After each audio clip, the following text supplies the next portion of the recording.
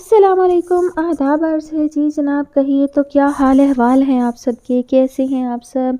दुआ है, उम्मीद है आप सब खैरियत से होंगे। अल्हम्दुलिल्लाह मैं भी बिल्कुल खैरियत से हूँ। और जी जनाब, तो कैसा मौसम जा रहा है, सर्दी कौन कौन इंजॉय कर रहा है और कौन कौन सर्दी से पनाह मांग रहा है? जी हाँ, सर्दी बहुत ज़्यादा हो गई है और इस बार तो मुझे भी बहुत लग रही है। हालांकि मुझे सर्दियाँ जो हैं वो बेहद पसंद हैं। शदीद सर्दी के बावजूद मैं उसे इंजॉय करती हूँ, लेकिन इस बार तो बस हो गई है। बहुत ज़्यादा सर्दी है और बहुत ज़्यादा धुंध है, कुछ नज़र नहीं आता है। लेकिन मैं अभी इस धुंध में वॉक करने नहीं जा सकती, जिसका मुझे अफ़सोस है। मुझे धुंध में वॉक करना बहुत अच्छा लगता है, लेकिन उसके लिए माहौल भी जो है वो ज़रा साज़गार होना चाहिए, जहाँ आप बहुत पुरसुकून होकर जो है वो वॉक कर सकें। अच्छा, कहानी की बात करें तो अभी मैंने कोई नेक्स्ट नावल जो है वो ऐसा ख़ास चूज़ नहीं किया है और फ़रमाइशें भी हैं, लेकिन मुझे उनमें कोई ख़ास ऐसी लगी नहीं थी। और दूसरी बात ये कि मैं फ़िलहाल गाँव में हूँ।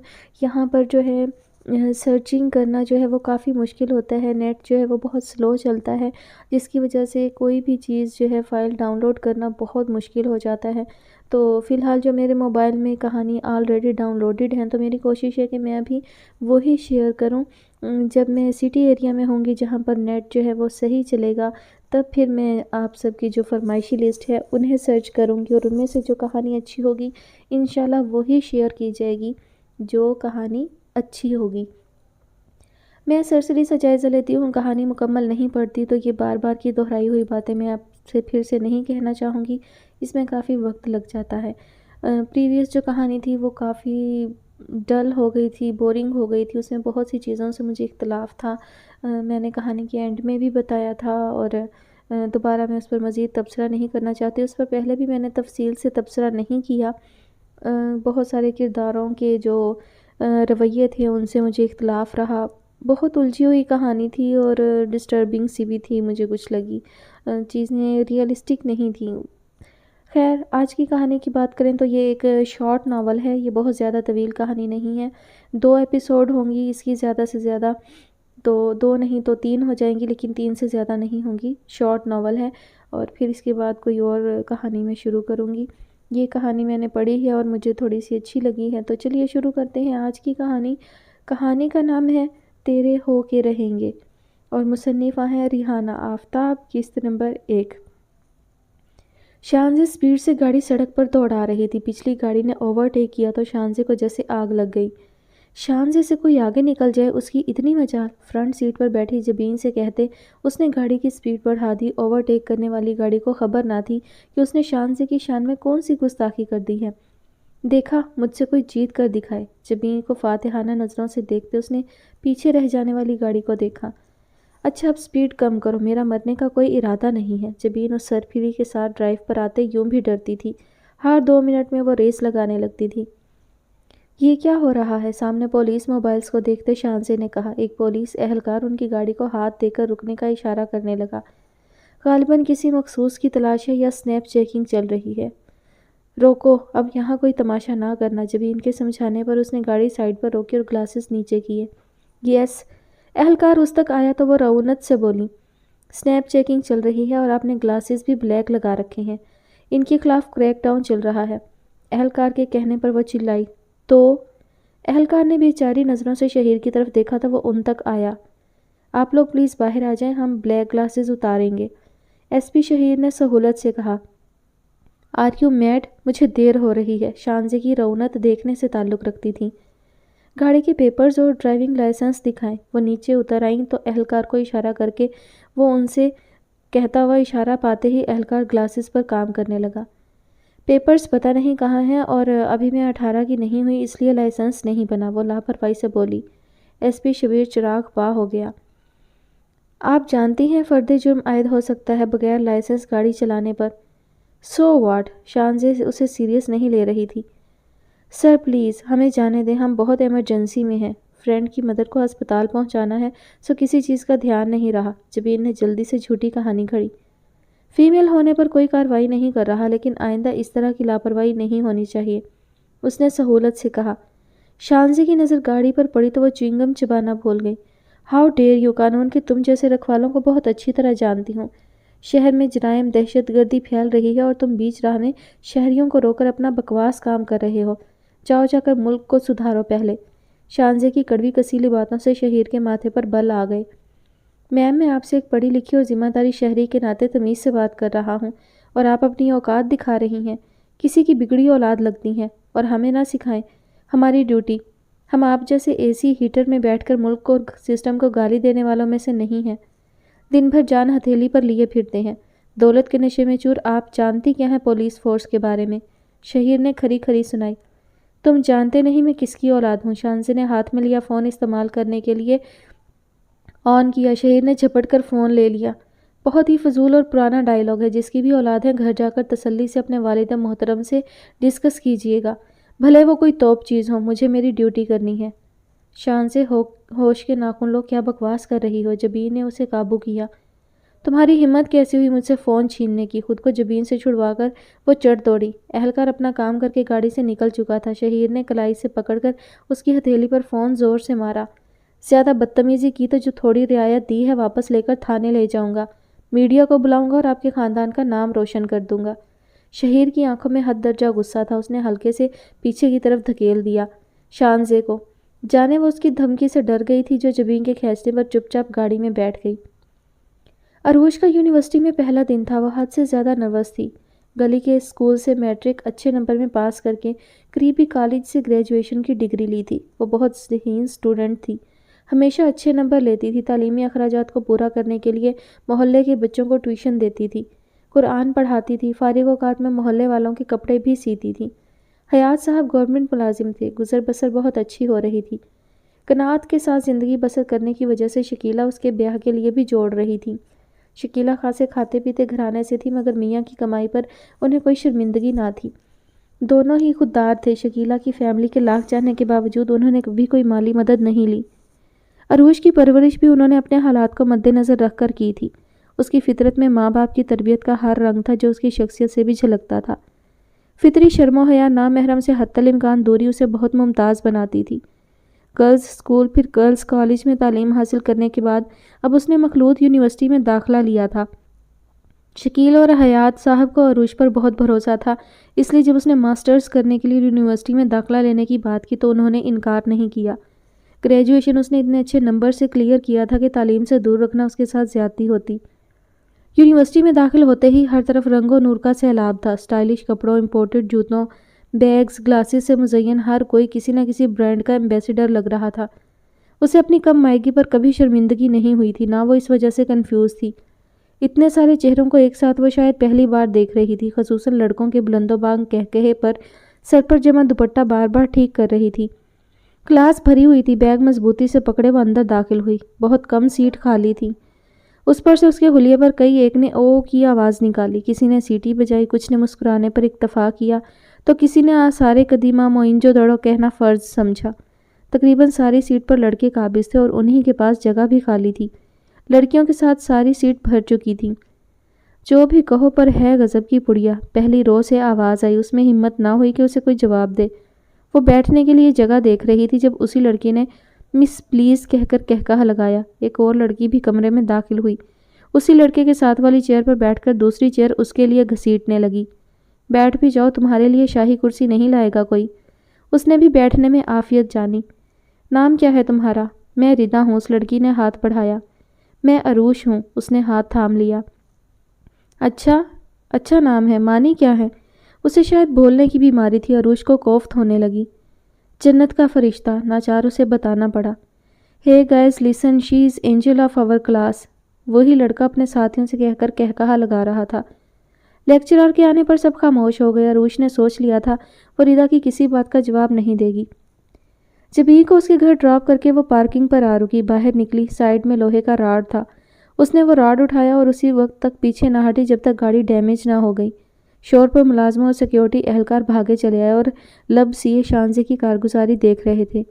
ڈیڈ کہاں ہے؟ اندر کی طرف جاتے اس نے اشتیاق سے دریافت کیا، جس کے پاس گھر کے ایک ایک بندے کی رپورٹ ہوتی تھی۔ کون کب کہاں ہوتا ہے؟ سر 2 گھنٹے پہلے میٹنگ کے لیے اسلام آباد گئے ہیں میم۔ وہ سر جھکائے اس کے ساتھ ساتھ چل رہا تھا۔ کب تک آئیں گے؟ وہ تیز تیز بول رہی تھی۔ اشتیاق بھی قدم سے قدم ملانے پر مجبور تھا۔ کل شام تک آئیں گے۔ بھائی کہاں ہیں؟ وہ اپنی پرسنل ایکٹیویٹی کے لیے نکلے ہیں، صبح واپسی ہوگی ان کی۔ کوئی پرابلم میم؟ اس کے غصے کی وجہ جاننا چاہ رہا تھا۔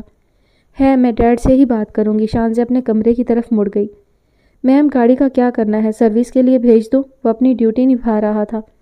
نہیں، اسے وہیں رہنے دو، پوزیشن بھی نہ بدلنا، اس پر نظر پڑتی رہے گی تو انتقام لینے میں مزہ آئے گا، شانزے نے غصے میں کہا۔ Okay ma'am.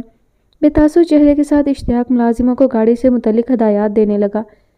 ایس پی شہیر، تمہاری تو میں وردی اتروا کے دم لوں گی۔ وہ اپنے کمرے میں داخل ہو کر جوتے ہوا میں اچھالتے بیڈ پر گر گئی۔ تضحیک کے احساس سے وجود سلگ رہا تھا۔ 2 کوڑی کے ایس پی کی اتنی مجال؟ کروٹ بدلتی وہ سخت بے چین تھی۔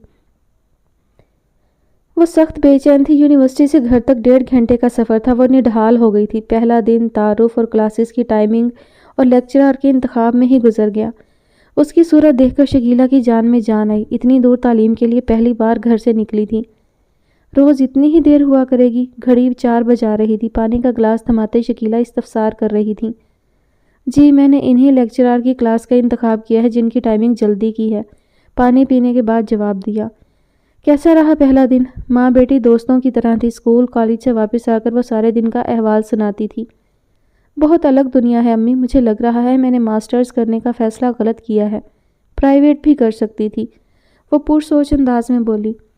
آج پہلا دن تھا، آہستہ آہستہ عادی ہو جاؤ گی، اتنا لمبا سفر تم نے پہلے کیا نہیں نا، اس لیے پریشان ہو گئی ہو، شکیلہ بیگم نے محبت سے کہا۔ تھکن اس کے چہرے سے ظاہر تھی۔ اپنی حسین بیٹی انہیں بہت عزیز تھی۔ عزیز تو ہر بچہ ہوتا ہے، مگر جو مان فخر غرور بن جائے جس کی وجہ سے لوگ ماں باپ کی تربیت کی تعریف و توصیف کریں، وہ بچہ عزیز جان ہو جاتا ہے۔ کھانا کھا کر آرام کر لو۔ جی میں فریش ہو کر آتی ہوں، آپ نے بھی نہیں کھایا ہوگا یقیناً، اس نے مصنوعی خفگی سے دیکھا۔ وہ مسکرا دیں۔ یہ بھی کوئی پوچھنے کی بات ہے، تم باہر تھیں تو میرے حلق سے نوالا کیسے اترتا؟ مجھے تو دیر ہو جایا کرے گی، آپ کھا لیجئے گا، کل سے اتنی دیر تک بھوکی رہیں تو میں ناراض ہو جاؤں گی۔ وہ تنبیہ کرتی چینج کرنے کے خیال سے کمرے میں چلی گئی۔ اسے ماں کی محبت پر مان تھا۔ اسے اپنے باپ بھائی پر بہت مان تھا کہ اگر وہ ابھی ہوتے تو شہیر کی بوٹیاں ہو چکی ہوتیں، مگر اسے کل کا انتظار کرنا تھا۔ جب بھی آئی ہوئی تھی اور اسے شاپنگ پر چلنے کے لیے اصرار کر رہی تھی۔ جب تک میں ایس پی شہیر کو اس کی اوقات یاد نہ دلاؤں مجھے چین نہیں آئے گا۔ بات اتنی اہم نہیں ہے، میں نے تمہیں کل بھی سمجھایا تھا اور تم نے گاڑی کا بھی حشر کر دیا، دیکھ کر آ رہی ہوں۔ جبین اس کی بہت اچھی دوست تھی، بھائی کو بتا دیتی تو ایسا ہی حشر ابھی تک شہیر کا بھی ہو چکا ہوتا۔ ڈیڈ سے کہہ کر اس کی وردی اترواؤں گی جس کا بہت رعب جما رہا تھا۔ شانزے اپنے موقف سے پیچھے ہٹنے کو تیار نہ تھی۔ جبین نے ہار مان لی، بھینس کے آگے بین بجانے والی بات تھی، جو ٹھان لے وہ کر کے دم لیتی تھی۔ سی ویو چلتے ہیں، ڈیڈ کے آنے تک اگر میں اسی ماحول میں رہی تو خود کو بھی شوٹ کر لوں گی، شاپنگ پھر کسی دن کریں گے۔ شانزے کے پلان پر جبین مسکراتی ہوئی میگزین کی ورک گردانی کرنے لگی۔ شانزے نے کپڑے نکالے اور چینج کرنے چلی گئی۔ تھوڑی دیر میں وہ سی ویو پر تھی۔ مین روڈ چھوڑ کر وہ کچے پر اتر آئی۔ دائیں بائیں آگے پیچھے گاڑی دوڑا کر وہ سی ویو کے آخری پوائنٹ تک چلی گئی تھی۔ تیز میوزک سنتی شانزے ریلیکس ہو کر گاڑی بند کر کے بیٹھ گئی تھی۔ شانزے بہت اندھیرا ہو گیا ہے، چلتے ہیں، جبین نے برگر کھاتے ارد گرد نظر دوڑاتے کہا۔ لوگوں کا ہجوم بہت پیچھے رہ گیا تھا۔ منہ بند رکھو، انجوائے کرنے دو، مشکل سے موڈ ٹھیک ہوا ہے، دوبارہ آف مت کرو، بہت ڈرپوک ہو تم، آنکھیں موندے شانزے نے ناگواری سے کہا۔ میں ڈرپوک؟ میرے والد میل آنر ہیں، تمہاری طرح میری رگوں میں سیاسی گھرانے کا خون گردش نہیں کر رہا، جبین نے منہ بسوڑتے ہوئے کہا۔ اسی وقت دروازہ کھول کر کسی نے جبین کو ڈرائیونگ سیٹ کی طرف دھکیلا۔ گیئر پر گرتی جبین کی چیخ بے ساختہ تھی۔ اسلحہ بردار شخص جبین کی سیٹ پر قابض ہو چکا تھا۔ ایک اور شخص پچھلی سیٹ پر بیٹھ کر ان دونوں پر گن تانے بیٹھا تھا۔ اگر شور مچایا تو دونوں کی کھوپڑی اڑا دوں گا۔ لڑکی گاڑی چلا جس طرح تو پچھلے 1 گھنٹے سے چلا رہی ہے۔ شانزے کے بھی اوسان خطا ہو چکے تھے۔ خوفناک چہرے والا شانزے کی پسلی میں گن گھسا کر بولا۔ کیا چاہتے ہو؟ شانزے نے حواس بحال کیا۔ جبین اس کے ساتھ لگی کانپ رہی تھی۔ اپنے گھر کال کر اور 50 لاکھ منگوا آدھے گھنٹے کے اندر۔ دونوں آگاہ ہو چکی تھی کہ وہ شارٹ ٹرم اغوا کا شکار ہو چکی ہیں، جس میں کڈنیپر آدھے گھنٹے تک سڑکوں پر گاڑی دوڑا کر رقم نکلواتا ہے اور پھر چلتا بنتا ہے۔ شانزے نے آدرش کو کال کی۔ بھائی میں اور جبین سی وی اوپر ہیں، شارٹ ٹرم کڈنیپرز نے آدھے گھنٹے میں 50 لاکھ کی ڈیمانڈ کی ہے۔ شانزے کے بولنے پر آدرش دہاڑا۔ ان کی تو میں دھجیاں اڑا دوں گا۔ زیادہ بڑکیاں نہ مار اور پیسوں کا انتظام کر، سیل فون قریب کرتے ساتھ بیٹھا بندہ روب جما کر بولا۔ تو نے نوروز علی خان کی بیٹی اور آدرش علی خان کی بہن کو اغوا کرنے کی جرت کی ہے۔ تیری نسلیں اس حماقت کا تاوان بھگتیں گی۔ آدرش کی دہاڑ پر کڈنیپرز کے اوسان خطا ہو گئے۔ وہ سیاسی گھرانے سے تعلق رکھتی تھی، اگر انہیں خبر ہوتی تو وہ کبھی اس طرح کی حماقت نہ کرتے۔ لوٹ مار اور اس طرح کی واردات کے لیے یہ علاقہ آسان ہدف تھا۔ یہاں اس سے پہلے بھی وہ کئی واردات کر کے کروڑوں روپے حاصل کر چکے تھے۔ امیروں کی بگڑی اولاد اسی طرح گاڑیوں میں موجود ہوتی تھی اور وہ ان کی تنہائی کا اچھے سے فائدہ اٹھاتے تھے۔ اب کیا کرنا ہے؟ پیچھے والے نے ڈرتے ہوئے کہا۔ نکل چلتے ہیں، آگے والے نے کہا۔ لیکن یہ دونوں ہمیں پہچان چکی ہیں، پیچھے والے نے احساس دلایا۔ ہے تو سیاسی گھرانے کا گندا خون، ہماری جان تھوڑی چھوڑیں گی۔ ایسا کرتے ہیں دونوں کو مار دیتے ہیں، پیچھے والا گن لوڈ کرتے ہوئے بولا۔ دونوں کی جان حلق میں آ گئی۔ ہم کسی کو کچھ نہیں بتائیں گے، پلیز ہمیں نہ مارو، شان سے ہاتھ جوڑے گھگھیا رہی تھی۔ ساری بہادری کرو پر دھری کی دھری رہ گئی تھی۔ انہیں چھوڑنا غلطی ہوگی، جلدی فیصلہ کرو، پولیس تو بعد میں، پہلے اس کا خاندان ہمیں پاتال سے ڈھونڈ نکالے گا ان کے توسط سے۔ پیچھے والا مسلسل سامنے والے کو سمجھا رہا تھا۔ تو ٹھیک کہہ رہا ہے۔ سامنے والا راضی ہو گیا، دونوں کو اپنی موت نظر آنے لگی۔ میرا تعلق سیاسی گھرانے سے نہیں ہے، مجھے جانے دو پلیز۔ جبین کے ہاتھ جوڑتے شانزے کو اپنے کانوں پر یقین نہیں آ رہا تھا۔ اسے اپنی موت یقینی نظر آ رہی تھی۔ صغیرہ و کبیرہ گناہوں کی معافی مانگتے اس نے کلمہ پڑھ لیا۔ جس نام پہچان پر اسے گھمنڈ تھا، ناز تھا، وہی اس کی موت کی وجہ بن گیا تھا۔ گن اس کی کنپٹی سے لگا ہوا تھا۔ وہ چاروں ارد گرد سے غافل ہو چکے تھے۔ گن نیچے کر کے باہر نکلو۔ شانزے کی آنکھ آواز پر کھلی۔ کڈنیپر کے بازو کو مروڑے کسی نے پیچھے کیا ہوا تھا اور ایک گن اس کی کنپٹی سے لگی ہوئی تھی۔ پیچھے بیٹھے بندے کو بھی دیگر لوگ قابو کر چکے تھے۔ باہر نکلیں سب۔ پرزور آواز پر شانزے اور جبین بھی کپ کپاتے پیروں سے باہر نکلی۔ شانزے پھٹی پھٹی آنکھوں سے انسپکٹر شہیر اور پولیس کے جوانوں کو دیکھ رہی تھی۔ ہیڈ لائٹ کی روشنی میں کڈنیپرز ان کے نرغے میں تھے۔ کئی مہینوں سے انہیں اس مقام پر واردات کی اطلاع مل رہی تھی۔ اس گینگ کے پیچھے وہ کافی دنوں سے لگے ہوئے تھے۔ بلیک کار کو وہ کافی دیر سے واچ کر رہے تھے۔ انہیں اس گینگ کی کارروائی کا ہی انتظار تھا۔ جب انہوں نے اپنی کارروائی شروع کی تو شہیر اور اس کی پارٹی ایکشن میں آ گئی۔ دونوں کو موبائل میں بٹھایا جا چکا تھا۔ شہیر ان کی طرف آیا۔ اتنی رات کو اس اندھیری جگہ پر آپ لوگ کر کیا رہی تھی؟ وہ آتے ہی چلایا اور جب اس کی نظر دونوں کے چہرے پر پڑی تو وہ اور غصہ ہو گیا۔ آپ دونوں کو گھر پر چین نہیں ہے؟ یہ مقام اور یہ وقت مناسب ہے لڑکیوں کے لیے؟ وہ خشمگین نگاہوں سے گھور رہا تھا۔ سر ہم تفریح کے لیے آئے تھے، جبی نے بولنے کی کوشش کی۔ بیان ریکارڈ کروانے کے لیے آپ لوگوں کو چلنا پڑے گا پولیس اسٹیشن۔ شانزے خاموشی سے شہیر کو دیکھ رہی تھی۔ اسی وقت کئی گاڑیوں کے ٹائر چرچرائے اور کھٹاکھٹ دروازے کھلے۔ شہیر اور اہلکار الرٹ ہو گئے۔ گارڈز پھیل چکے تھے۔ جدید اسلحے سے لیس وائٹ کلف لگے سوٹ میں ملبوس آدرش علی خان جیپ سے نکلا۔ کہاں ہیں وہ کڈنیپرز؟ آدرش شانزے کو ساتھ لگائے کھڑا استفسار کر رہا تھا۔ شہیر اور دیگر اہلکار آدرش علی خان اور گارڈز کی فوج کو دیکھ کر متعجب تھے۔ شہیر کو یاد آیا کہ کل وہ اپنے والد کا ذکر تو کرنا چاہ رہی تھی۔ اس نے لمبی سانس چھوڑی اور آدرش کو بغور دیکھنے لگا۔ کیا معاملہ ہے؟ آدرش شہیر کی طرف آیا۔ شہیر اس کی رونت اور انداز سے کسی قدر نالا نظر آ رہا تھا۔ اس نے واقعے کی تفصیل گوش گزار کی۔ سچ کہہ رہا ہے یہ؟ آدرش شانزے سے باز پرس کر رہا تھا۔ شہیر کا خون کھول اٹھا۔ ان سماجی کارکنوں کی اصلیت سے وہ بہت اچھی طرح آگاہ تھا۔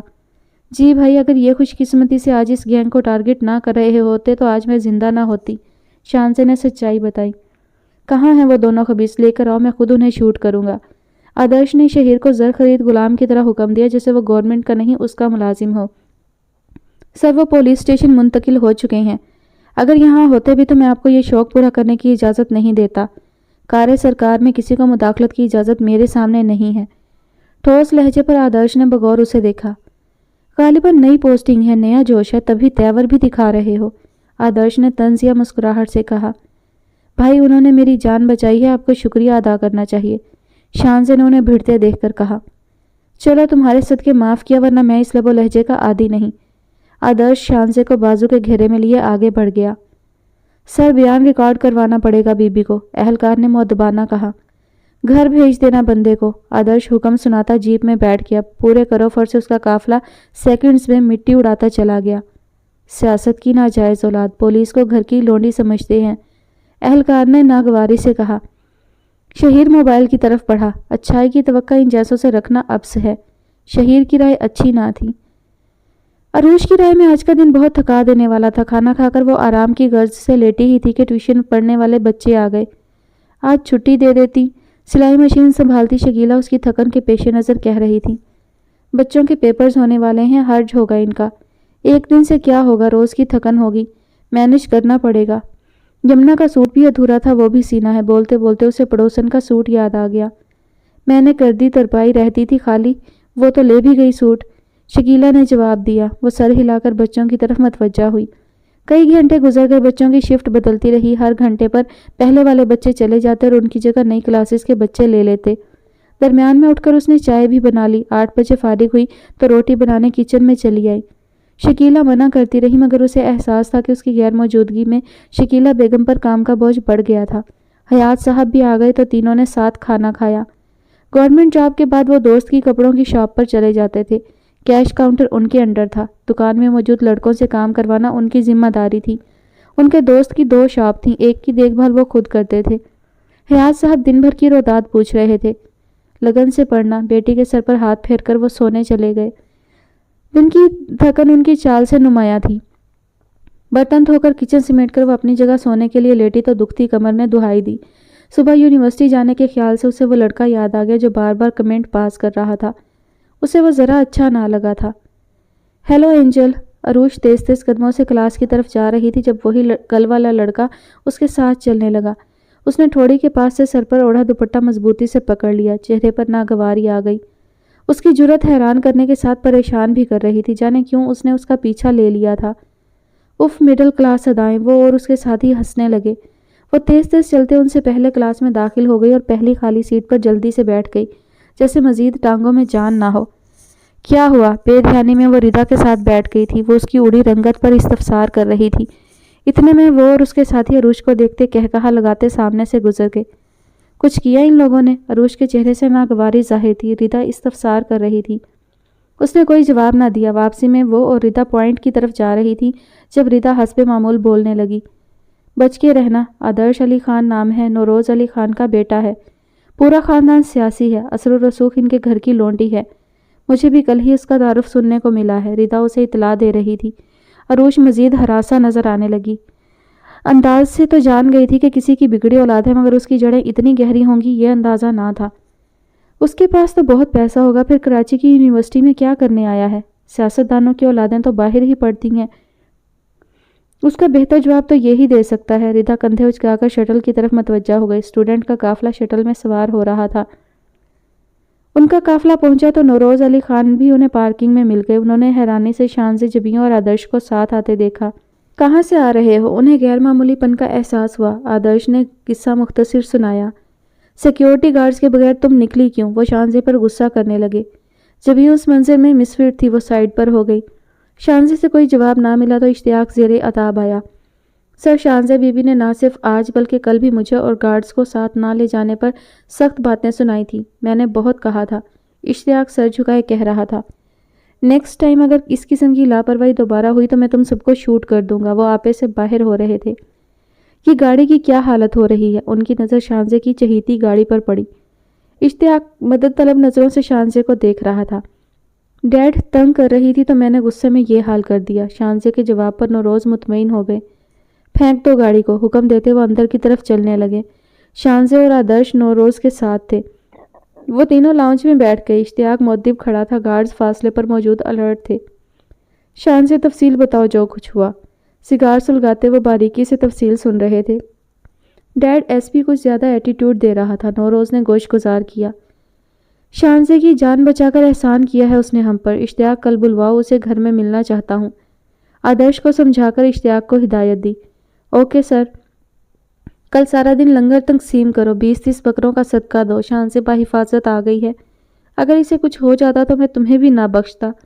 तुम कहाँ थे जब ये लापरवाही हो रही थी? इश्तियाक को हिदायत देकर वो आदर्श से तफ्तीश कर रहे थे। वो किसी कदर बौखला गया। नफ़ी में सर हिलाते वो जान गए वो अपनी रंगीनियों में मगन था। शानज़े, आइंदा तुम गार्ड्स के बगैर नहीं जाओगी, ये मेरा हुक्म है। नौरोज़ अली खान के आगे यूं भी सब चुप हो जाते थे। शानज़े उनकी चहीती बेटी थी, उनकी जान कैद थी उसमें। वो सर हिलाकर अपने कमरे की तरफ चली गई। बिस्तर पर गिरी तो एक बार फिर सारा मंजर याद करके झरझरी लेकर रह गई। जो कुछ हुआ वो इतना गैर मुतवक्का और अचानक हुआ था कि अकल कबूल नहीं कर पा रही थी। अगर वो गोली चला देता और मैं मर जाती, फिर इस वक्त मुझे कब्र में पहुंचाने की तैयारी हो रही होती और फिर मुनकर नकीर मेरा हिसाब किताब कर रहे होते। یا اللہ، وہ جھرجھری لے کر آنکھیں میچنے لگی۔ موت اور اندھیری قبر کا خوف ریڑھ کی ہڈی میں سنسناہٹ دوڑا گیا تھا۔ شہیر سفیان، شانزے نے زیر لب نام لے کر آنکھیں موند لی۔ وجیح اور زوراور پرسنالٹی رکھنے والے شہیر میں کوئی تو بات تھی جو وہ اس کے ذہن سے چپک گیا تھا۔ پچھلے 24 گھنٹوں سے شہیر ہی اس کی سوچوں کا مرکز تھا، پر سوچ کا انداز بدل گیا تھا۔ شانزے کل جہاں اس سے خار کھائے بیٹھی تھی، آج اس کی مشکور تھی۔ آنکھ کھولتے ہی اس نے گارڈز اور VIP پروٹوکول دیکھا تھا۔ ان دنوں وہ انگلینڈ کے اسکول سے A لیول کر کے گھر آئی تھی۔ اس نے آزاد زندگی گزاری تھی۔ جب سے واپس آئی تھی خود کو قیدی محسوس کر رہی تھی۔ وہ پیچھے چلتے گارڈز کی فوج سے نالاں ہو جاتی تھی۔ نوروز علی خان کی بیٹی اور آدرش علی خان کی بہن ہونے کا ثبوت اس کی زبان اور رونت بھرا انداز دیتا تھا۔ ضدی، خودسر، پیسے اور پاور کا غرور اس کے ہر انداز سے جھلکتا تھا۔ شائستہ بیگم کو خبر ہوئی تو وہ اس کے کمرے میں چلی آئیں۔ پیچھے ملازمہ تھال اٹھائے کھڑی تھی جس میں نظر اتارنے کی زمانے بھر کی چیزیں تھیں۔ کتنی بار کہا ہے شانزے، یہ انگلینڈ نہیں ہے، یہاں تمہیں گارڈز کے بغیر نہیں نکلنا، مگر تم من مانی کرتی ہو۔ اگر تمہیں کچھ ہو جاتا تو پھر؟ شائستہ بیگم نظر اتارتی 1000 کے نوٹوں کی گڈی اس کے سر سے وار کر تھال میں رکھ کر ملازمہ کو جانے کا اشارہ کر کے اس کی طرف متوجہ ہوئیں۔ مام، میں ٹھیک ہوں، آئندہ خیال رکھوں گی۔ شانزے بحث نہیں کرنا چاہ رہی تھی۔ شائستہ بیگم دوپٹہ سر پر جمائے اسے تفصیل سن رہی تھی۔ شہیر سفیان کے ذکر پر شانزے کی آنکھیں چمکنے لگیں۔ عروج کی آنکھیں چمکنے لگیں جب سارم کی آمد ہوئی۔ وہ اندر کمرے میں شکیلہ بیگم سے باتیں کر رہا تھا۔ کچن میں آٹا گوندھتی عروج کا ہر عضو سماعت بن گیا۔ اس کی آواز سن کر فرحت کا احساس ہوا تھا۔ وہ آیا بھی 2 ہفتوں بعد تھا۔ در پردہ وہ خفا بھی تھی۔ سارم پھپھو زاد تھا۔ 9 عمری میں ہی ہینا نے حیات صاحب سے اپنی خواہش کا اظہار کیا تھا۔ حیات اور شکیلہ کو کیا اعتراض ہو سکتا تھا؟ سارم عباس ان کا چہیتا تھا۔ بہت ادب کرنے والا، محبت سے لبریز تھا۔ چھوٹی عمر سے ہی اچھے برے کی تمیز تھی۔ حیات اور شکیلہ نے ہاں کر دی تھی۔ ان کی بیٹی سارم عباس جیسے بندے کے ساتھ زندگی گزارے، انہیں اور کیا چاہیے تھا؟ وہ کلاس 9 میں تھی جب اس کے سر پر دوپٹہ ڈال کر ہینا نے اسے گلے لگا کر کہا تھا، آج سے عروج میری بہو ہے۔ وہ حیران پریشان سب کے چہرے دیکھ رہی تھی۔ سارم عباس ان دنوں فرسٹ ایئر میں تھا۔ وہ شکیلہ کے ساتھ بیٹھا زیر لب مسکرا رہا تھا۔ چہرے کی خوشی سے صاف ظاہر تھا کہ اس میں اس کی رضا بھی شامل ہے۔ جب تم 3 سال کی تھی تبھی میں نے بھائی اور بھابھی سے کہا تھا کہ تمہیں اپنے گھر لے جاؤں گی سارم کی دلہن بنا کر۔ تمہیں کوئی اعتراض تو نہیں ہے نا؟ ہینا بیگم مجھ سے پوچھ رہی تھی۔ کم سنی کے باعث اسے سمجھ نہیں آ رہا تھا کہ وہ کیا کہے۔ تمہیں سارم پسند ہے نا؟ ہینا شرارت کے موڈ میں تھی۔ سب کے مسکراتے لبوں سے گھبرا کر وہ کمرے سے بھاگ گئی تھی۔ ساری رات پھپھی کی باتیں اور سارم عباس کی نظریں یاد کر کے اس کے لب آپ ہی آپ مسکراتے رہے۔ کم عمری کی محبت بدلتے وقت کے ساتھ پروان چڑھ گئی تھی۔ سارم عباس بہت محبت کرنے والا سلجھا شخص تھا۔ اس نے کبھی حیات صاحب کو بیٹے کی کمی کا احساس نہیں ہونے دیا تھا۔ اس کے لائق جو بھی کام ہوتا وہ سر انجام دیتا تھا۔ ان دنوں وہ M.Phil کر رہا تھا۔ عروج کو تعلیم جاری رکھنے کی ترغیب اسی نے دی تھی۔ 2 دن سے وہ یونیورسٹی نہیں گیا تھا، نہ ہی اس نے عروج کو فون کیا تھا۔ اسے اندازہ تھا وہ خفا ہوگی، تب ہی خود چلا آیا۔ عروج، سارم کو آئے کتنی دیر ہو گئی، تم نے چائے تک نہیں بنائی؟ شکیلہ بیگم کچن میں آ کر سرزنش کرنے لگیں۔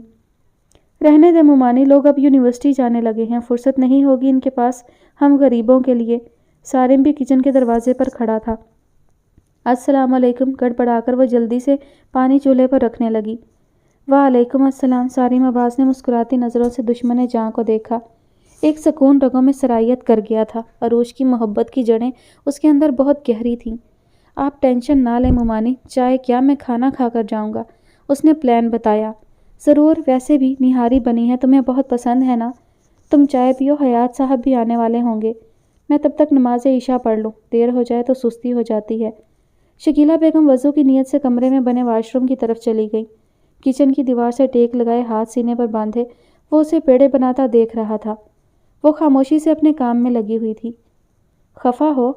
کس بات پر؟ الٹا اس سے پوچھنے لگی۔ وہ بھرپور انداز سے مسکرایا۔ ناراضگی جتانے کا اس کا یہی انداز ہوتا تھا۔ 2 دن ہو گئے تمہیں یونیورسٹی جاتے، میں نے وش بھی نہیں کیا، اس نے خود وجہ بتائی۔ آپ کو کیا فرق پڑتا ہے؟ وہ نروٹھے پن سے بولی۔ پگلی، مجھے فرق نہیں پڑے گا تو کسے پڑے گا؟ چہرے پر جھولتی لٹ کو کھینچا۔ پچھلے دنوں اکیڈمی کی وجہ سے بہت مصروفیت رہی، پیپرز لے رہا تھا اکیڈمی میں۔ 1 ہفتے سے طبیعت ٹھیک نہیں تھی، 2 دن سے اکیڈمی بھی نہیں جا رہا ہوں۔ ابھی تھوڑی ہمت ہوئی تو چلا آیا تم سے ملنے۔ کیا ہوا تھا آپ کو؟ ایک پل میں ناراضگی ختم کر کے فکر مندی سے پوچھنے لگی۔ بخار تھا، بتایا کیوں نہیں؟ تم پریشان نہ ہو جاؤ اس لیے نہیں بتایا، پتا تھا منہ سجائے بیٹھی ہوگی۔ اس کی فکر مندی تڑپ اچھی لگ رہی تھی۔ وہ ایک چاند دو قالب تھے، چھوٹی سی چھوٹی بات ایک دوسرے سے کرتے تھے۔ محبت کے علاوہ ان کے بیچ دوستی کا گہرا رشتہ تھا۔ آپ کی غیر حاضری پر ویسے بھی پریشان تھی، وہ چائے نکالنے لگی۔ اب تو بندہ حاضر ہے، بولو کیسا رہا تجربہ؟ بس ٹھیک ہے، عجیب سا ماحول ہے، لڑکیوں کی زیادہ تر دوستی لڑکوں سے ہے۔ کافی حد تک دونوں مخلوق ایک دوسرے کو الو بنا رہی ہیں، کچھ چھچور پن ہے۔ وہ آدرش اور اس جیسے لڑکے لڑکیوں کو دیکھ کر حقیقتاً دکھی تھی۔ لڑکیوں نے لڑکوں کو اس لیے دوستی کر رکھی تھی کہ لڑکے ان کا خرچہ اٹھا رہے تھے، کھانے پینے کا بل، موبائل کے کارڈز لوڈ کرواتی تھیں۔ ماحول انسان بناتا ہے، نہ تم اس نیچر کی ہو نہ تمہیں یہ سب اچھا لگا۔ تم بس اپنی پڑھائی پر دھیان دو، کوئی دشواری ہو تو مجھے بتا دینا، بلکہ میں ماموں سے بات کر لیتا ہوں۔ پوائنٹ میں جانے کی ضرورت نہیں ہے، میرے ساتھ جانا اور واپس آنا، تمہیں بھی پریشانی نہیں ہوگی اور ماموں ممانی بھی تمہارے گھر آنے تک ٹینشن میں نہیں رہیں گے۔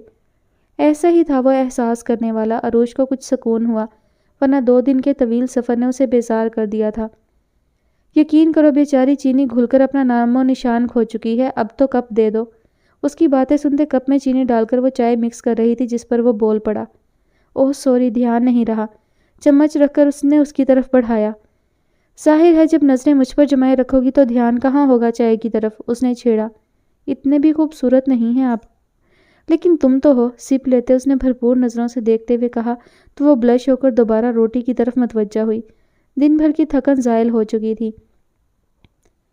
تھکا دینے والی ڈیوٹی بھگتا کر وہ 1:30 بجے گھر میں داخل ہوا تو سب سو رہے تھے۔ ملازم کو کافی کا کہہ کر وہ کمرے میں جانے لگا تو مما اپنے کمرے سے نکل آئیں۔ السلام علیکم۔ والسلام، دیر ہو گئی؟ جی آپ جاگ رہی ہیں؟ جب تک تمہاری صورت نہ دیکھ لوں نیند نہیں آتی۔ کھانا لگواؤں؟ انہوں نے اس کے تھکے ہوئے چہرے کو دیکھا۔ بھوک نہیں ہے، برگر وغیرہ کھا لیا تھا، صرف کافی کی طلب ہے، منیر کو کہہ دیا ہے۔ آپ ریلیکس ہو کر آرام کریں۔ برگر والی بات اس نے جھوٹ کہی تھی، نہ کہتا تو مما زبردستی کھانا لگواتی۔ اس وقت وہ صرف آرام کرنے کے موڈ میں تھا۔ ڈیڈ گئے تھے فاطمہ آپی کے ساتھ ہاسپٹل، وہ دن بھر کی روٹین میں بھولا نہیں تھا۔ ڈاکٹر کی اپائنٹمنٹ تھی۔ ہاں اللہ کا شکر ہے اب بہت بہتر ہے کنڈیشن، دوا دے کر سلایا ہے، بغیر ضد کیے بات مانی ہے آج، مما بتا رہی تھی۔ شہیر اٹھ کھڑا ہوا۔ آپ بھی جا کر سوئیں، میں بھی چینج کر کے آرام کروں گا۔ مما سر ہلا کر منیر کو کافی کے ساتھ سینڈوچ بنانے کا کہنے کچن میں چلی گئیں۔ وہ شہیر کی روٹین سے واقف تھیں، اسے جھوٹ بولنا نہیں آتا تھا۔ برگر اسے ذرا پسند نہیں تھا اور اس نے بھوک میں کھایا ہو سوال ہی پیدا نہیں ہوتا تھا۔ فریش ہو کر ٹی شرٹ اور ٹراؤزر میں بستر پر لیٹا تو جسم کا ایک ایک جوڑ دکھنے لگا۔ منیر دستک دے کر آ گیا۔ کافی کے ساتھ سینڈوچ اور ڈرائی فروٹس کی پلیٹ دیکھ کر اسے مما پر بے ساختہ پیار آیا۔ بی بی جی نے کہا ہے سینڈوچ لازمی کھانے ہیں۔ منیر پیغام دے کر جا چکا تھا، اس نے ٹی وی آن کر کے سینڈوچ اٹھا لیا۔ نظریں کافی کے مگ پر جمائے وہ گہری سوچ میں تھا۔ اپنی سوچ کو عملی جامہ پہنانے کے لیے سارم عباس نے حیات صاحب اور شکیلہ سے عروج کے لیے پک اینڈ ڈراپ کی بات کر لی تھی۔ انہیں بھلا کیا اعتراض ہوتا؟ انہوں نے بخوشی اجازت دے دی۔ سارم بھی یونیورسٹی سے ایم فل کر رہا تھا، اس کا روز کا آنا جانا تھا۔ اچھا تھا دونوں ساتھ جاتے، انہیں بھی عروج کی طرف سے پریشانی نہ ہوتی۔ حسب وعدہ وہ اسے پک کرنے آیا تھا، دوپٹہ سلیقے سے لیے، بیگ اٹھائے۔ شکیلہ کو اللہ حافظ کہہ کر وہ باہر نکل آئی۔ وہ بائک پر منتظر تھا۔ دھیان سے چلانا بیٹا، اللہ کی امان میں۔ شکیلہ دروازے تک آئیں۔ سارم کے ساتھ بائک پر وہ پہلے بھی سفر کر چکی تھی، مگر ایمرجنسی میں، کبھی پھپھو نے بلایا ہو یا کوئی کام پڑ گیا ہو تب۔ سارم، آپ نے امی ابا سے پرمیشن کیسے لی؟ سارم عباس بیٹوں کی طرح تھا، مگر اکیلے اس کے ساتھ وہ بہت کم کہیں گئی تھی۔ اسے روز کی پک اینڈ ڈراپ پرمیشن ملنے پر حیرانی تھی۔ ماموں پہلے ششو پنج میں تھے کہ لوگ کیا کہیں گے، میں نے کہہ دیا کہ لوگوں کی پرواہ کرنا چھوڑ دیں، ان کا تو کام ہی کہنا ہے، اور پھر جب میں اپنی مستقبل کی بیوی کی ذمہ داری ابھی سے اٹھانا چاہ رہا ہوں تو کسی کو کیا اعتراض ہو سکتا ہے؟ تم بلا وجہ مت سوچو، انہیں مجھ پر اعتماد ہے۔ وہ اس کے سوال کا مفہوم سمجھ گیا تھا۔ مجھے تو نہیں ہے، اس نے شوخی سے کہا۔ کیوں بیوی، میں نے کون سا آپ کو سرے راہ چھیڑا ہے؟ وہ بھی شوخی سے پوچھنے لگا۔ یونیورسٹی آ چکی تھی، اسے اس کے ڈپارٹمنٹ میں چھوڑ کر اس نے اپنے ڈپارٹمنٹ کا رخ کیا۔ صبح تھانے کا رخ کیا تو اس کے سیل پر انجانے نمبر سے کال آئی۔ اشتیاق نورو صاحب کا پیغام اسے پہنچا رہا تھا۔ سر آپ سے ملنا چاہتے ہیں، آپ شام 5 بجے تشریف لے آئیے گا، وقت کا دھیان رکھیے گا، ٹھیک 5 بجے۔ شہیر نے ناگواری سے فون بند کر دیا۔ کل کی کارروائی سے متعلق کال تھی، ساتھی نے سوال کیا۔ ہاں، نوروز صاحب نے شام 5 بجے ملنے کو بلایا ہے۔ سیل فون میز پر رکھ کر ہیٹ اتارا۔ خوش نصیب ہو جو ایسا بندہ انوائٹ کر رہا ہے، انعام و اکرام کی بارش ہوگی تم پر۔ آخر کو تم نے ان کی صاحبزادی کو بچایا ہے، ورنہ یہ کڈنیپرز تو اپنا کام کر دیتے۔ اس نے توصیفی نظروں سے دیکھتے کہا۔ ویسے بھی کانسٹیبل نے بیان ریکارڈ کرانے تو جانا ہی ہے، تم اپنے ساتھ لے جانا۔ وہی بولے جا رہا تھا جبکہ شہیر اس بلاوے کا پس منظر جاننا چاہ رہا تھا۔ بالآخر وہ اور کانسٹیبل خرم ٹائم پر پہنچ گئے۔ ان کا استقبال اشتیاق نے کیا تھا۔ پرتکلف لاؤنج میں بٹھا کر وہ اندر پیغام دینے چلا گیا۔ تھوڑی ہی دیر میں نوروز علی خان اور آدرش آگے پیچھے داخل ہوئے۔ سلام دعا کے بعد نوروز علی خان نے ان کی تواضع کا حکم دیا۔ سر، ہمیں بیان ریکارڈ کرنا تھا، آپ میڈم کو بلوا دیں پلیز۔ کانسٹیبل کے اشارہ کرنے پر شہیر اصل مدعے کی طرف آیا۔ ہاں کیوں نہیں، ہم سیاسی لوگ ہیں اور ہمارا کام قانون کی مدد کرنا ہے۔ کروفر سے بیٹھے نوروز گویا تھے۔ ڈیڈ، بیان ریکارڈ کرانے کے بعد شانزے کا نام آئے گا، اور کیا وہ 2 ٹکے کے کڈنیپرز کے لیے عدالتوں میں گواہی دیتی پھرے گی؟ آدرش شہیر کو گھورتے نوروز سے ہم کلام تھا۔ بات تو یہ بھی ٹھیک ہے۔ نوروز علی خان کی زیرک نظریں شہیر پر گڑی تھیں۔ لیکن سر، قانونی تقاضے پورے کرنے ہیں۔ شہیر سفیان ان کھلاڑیوں کے انداز اچھی طرح پہچانتا تھا۔ تم اپنے طور پر پورے کر لو سارے تقاضے، ہم نے تمہیں شکریہ کہنے کے لیے بلایا تھا۔ نوروز کے اشارے پر اشتیاق ایک بیگ لے آیا اور شہیر کی طرف بڑھایا۔ یہ تمہارا انعام ہے، اس کے علاوہ پلاٹ، بنگلہ جو چاہو مانگ لو، سب مل جائے گا۔ بازو صوفے پر پھیلاتے وہ سگار کا کش لے رہے تھے۔ شہیر کے چہرے پر ناگواری تیزی سے پھیلی تھی جسے اس نے چھپانے کی کوشش بالکل نہیں کی۔ تھینک یو سر، جو کچھ میں نے کیا وہ میری ڈیوٹی تھی اور مجھے خبر نہ تھی ٹارگٹ آپ کی بیٹی بننے والی ہے۔ اس کی جگہ کوئی اور بھی ہوتا تو میں یہی کرتا۔ ویسے بھی ہم کئی مہینوں سے اس گروپ کی ریکی کر رہے تھے۔ شہیر نے رسانیت سے انکار کر دیا۔ یہ تمہاری جرأت و بہادری کا ہی انعام ہے، رکھ لو، ہمیں خوشی ہوگی۔ نوروز علی خان کی آنکھیں اس پر گڑی تھیں۔ آپ کی خوشی کی خاطر رکھ رہا ہوں، لیکن مجھے اس کی ضرورت نہیں ہے۔ میں اسے کسی ٹرسٹ کو دے دوں گا تاکہ وہاں کے بے سہارا مجبور لوگوں کی دعائیں آپ کو ملیں۔ چلتے ہیں سر، اللہ حافظ۔ شہیر اٹھ کھڑا ہوا۔ انہوں نے سوجی آنکھیں پوری کھول کر اسے سر سے پاؤں تک دیکھا۔ کانسٹیبل بیگ لے چکا تھا۔ شہیر لاؤنج سے نکل آیا۔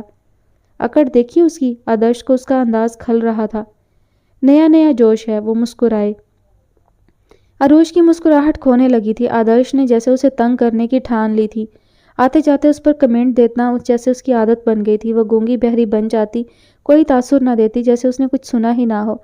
سارم سے ذکر کرتی تو وہ غیرت میں جانے کیا کر گزرتا۔ ڈپارٹمنٹ سے شکایت کرتی تو ایشو بن جاتا۔ وہ کوئی رسک لینا نہیں چاہ رہی تھی۔ اینجل، آپ نے سر رحمان کا اسائنمنٹ بنا لیا ہے تو پلیز دے دیں، میں کاپی کروں گا۔ آدرش بڑی شرافت سے بات کر رہا تھا۔ عروج کی خاموشی توڑنے کا اچھا حل نکالا تھا۔ میں نے نہیں بنایا۔ اسے جھوٹ بولنا نہیں آتا تھا، تبھی زبان لڑکھڑا گئی۔ تو پھر یہ فائل تمہارے چاچا کی ہے جس کی پھٹ پٹی پر بیٹھ کر روز آتی ہو؟ عروج کی گود سے فائل اٹھا کر لہرانے لگا۔ اپنی حد میں رہیں، اسے بے ساختہ غصہ آ گیا۔ روز اول سے وہ اس کی بدتمیزی کو نظر انداز کر رہی تھی۔ اس کی خاموشی کو کمزوری جان کر وہ شیر ہو رہا تھا۔ کیا ہے میری حد؟ بھمیں اچکا کر وہ اس سے پوچھنے لگا۔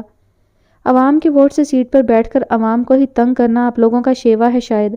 وہ نہ تو اعتماد سے خالی تھی نہ گونگی، ایک چپ سوچ سکھ کے مستاق خاموش تھی، مگر اس کا الٹا اثر دیکھ کر اسے اپنا اصل رنگ دکھانا پڑا۔ آدرش لال بھبوکا ہو گیا۔ کلاس ان کی طرف متوجہ ہو چکی تھی۔ وہ اسے جتا رہی تھی کہ وہ ووٹ کی بھیک مانگنے والے کی اولاد ہے۔ میرا اور آپ کا کوئی جھگڑا نہ تھا، نہ ہے، اور نہ ہم دوست ہیں۔ آپ برائے مہربانی مجھ سے فاصلہ برقرار رکھیں۔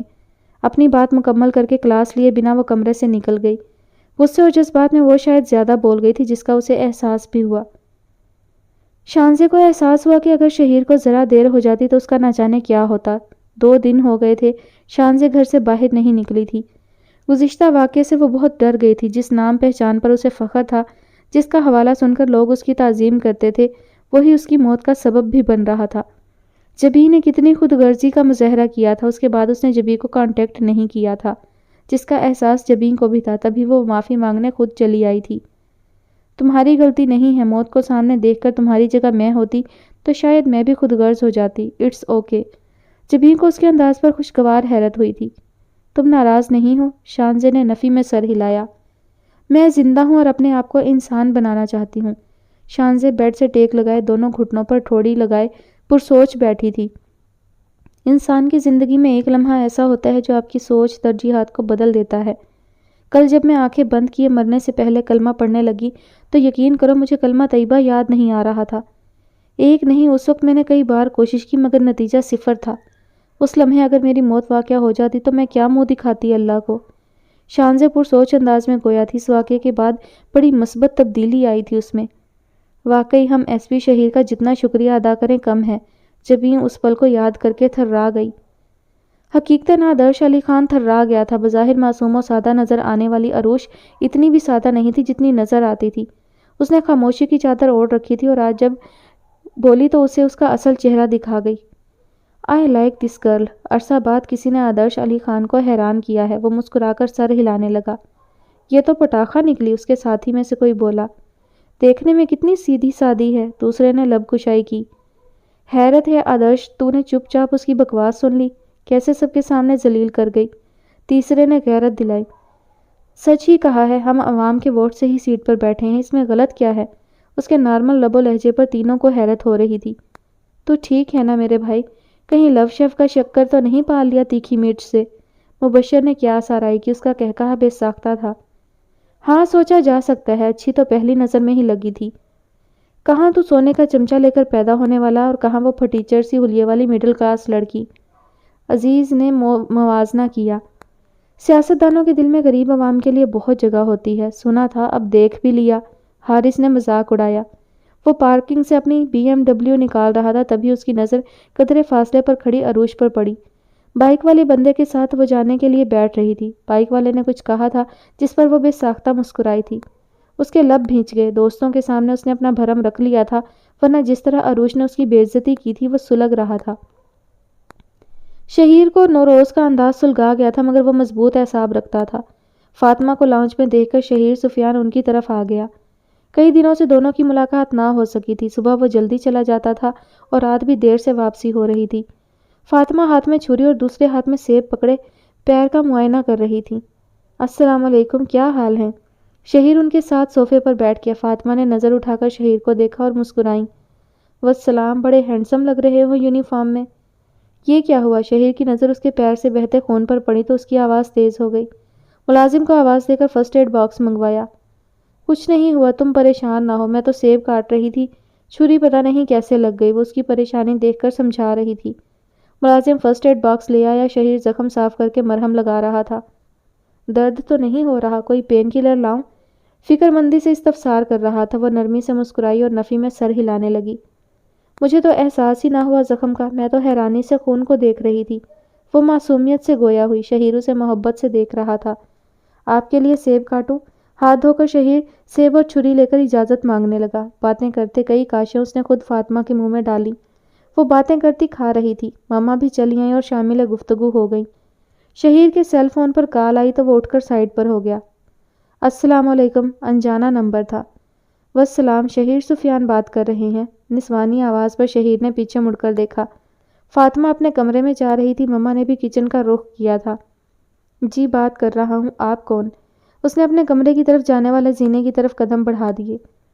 میں شانزے نوروز علی خان بات کر رہی ہوں۔ شہیر کے قدم بے ساختہ ٹھٹک گئے تھے۔ وہ شانزے کی کال ایکسپیکٹ نہیں کر رہا تھا۔ فرمائیے، کیسے فون کیا؟ اپنے کمرے میں داخل ہو کر سلائیڈ کھول کر بالکنی میں آ کھڑا ہوا۔ جی میں آپ کو پرسنلی تھینکس کہنا چاہ رہی تھی، اس لیے کال کی، شانزے نے جھجکتے ہوئے کہا۔ اس کی کوئی ضرورت نہیں تھی۔ آپ کے لیے نہ ہو مگر میرے لیے ہے، آپ کا احسان ہے میری زندگی پر، شانزے اپنی بولے جا رہی تھی۔ غالباً آپ کا اس بات پر عقیدہ نہیں ہے کہ موت کا دن متعین ہے۔ آپ کی موت اس دن کاتب تقدیر نے نہیں لکھی تھی، سو آپ حیات ہیں۔ اگر لکھی ہوتی تو میں کیا، کوئی بھی آپ کو پروٹیکٹ نہیں کر سکتا تھا۔ شہیر سفیان کی گمبھیر آواز شانزے کی سماعت کے رستے دل میں داخل ہوتی محسوس ہو رہی تھی۔ پرسنالٹی کی طرح اس کی باتیں، آواز بھی سحر انگیز تھی۔ بے شک آپ درست کہہ رہے ہیں، لیکن میں آپ کو اپنا محسن مانتی رہوں گی ساری زندگی۔ مرضی ہے آپ کی۔ اوکے۔ وہ کسی قدر چڑ گیا تھا۔ شانزے نے اسے کال کی تھی، کوئی عام بات نہ تھی۔ وہ سرپھری اور اس کی فیملی سے واقف ہو چکا تھا۔ بات مکمل کر کے اس نے کال کاٹنا چاہی، تبھی شانزے جلدی سے بول پڑی۔ ایک اور بات کہنی تھی۔ کہیے، احسان کرنے والے لہجے میں کہا۔ وہ جلد سے جلد بات ختم کرنا چاہ رہا تھا۔ سوری، پہلی ملاقات کے لیے، شانزے نے جھجکتے ہوئے کہا۔ میں نے پولیس فورس کے بارے میں کچھ زیادہ غلط جملے کہے تھے۔ یہ راتوں رات پولیس فورس سے محبت اور اس کے لیے عزت کہاں سے آ گئی آپ کے لہجے میں؟ شہیر نے طنزیہ کہا۔ شان سے کسی قدر پھیکی پڑ گئی۔ اینی وے اللہ حافظ، شہیر نے کال کاٹ دی۔ بالکنی میں کھڑا آتی جاتی گاڑیوں پر نظریں جمائے وہ شانزے کی حرکت کے بارے میں سوچ رہا تھا۔ پورا راستہ وہ آدرش علی خان کو سوچتی آئی تھی۔ وہ بہت ڈسٹرب ہو گئی تھی۔ سارم عباس سارا وقت اس کی پریشانی پوچھتا رہا۔ بی پی لو ہو گیا ہے، بار بار پوچھنے پر اسے جھوٹ بولنا پڑا۔ خیال رکھا کرو اپنا، چھوئی موئی سی اور اتنی شدید گرمی ہے، آؤ پہلے کچھ پی لو کہیں بے ہوش ہی نہ ہو جاؤ۔ سارم نے جوس کیفے پر بائک روکی۔ نہیں سارم، دیر ہو جائے گی، آپ چلیں۔ وہ جلد سے جلد گھر پہنچنا چاہ رہی تھی۔ بی ایم ڈبلیو میں بیٹھا آدرش علی خان جس طرح اسے گھور رہا تھا اس سے اس کی ہڈی میں سنسناہٹ ہو رہی تھی۔ 5 منٹ لگیں گے، اترو، اور تم کسی لوفر اٹھائی گیرے کے ساتھ نہیں، اپنے کزن اور منگیتر کے ساتھ ہو، چھپ کر نہیں مل رہے ہم۔ سارم کے اصرار پر ناچار اسے اترنا پڑا۔ نہ کرنے پر بھی سارم نے سینڈوچ اور جوس منگوا لیا۔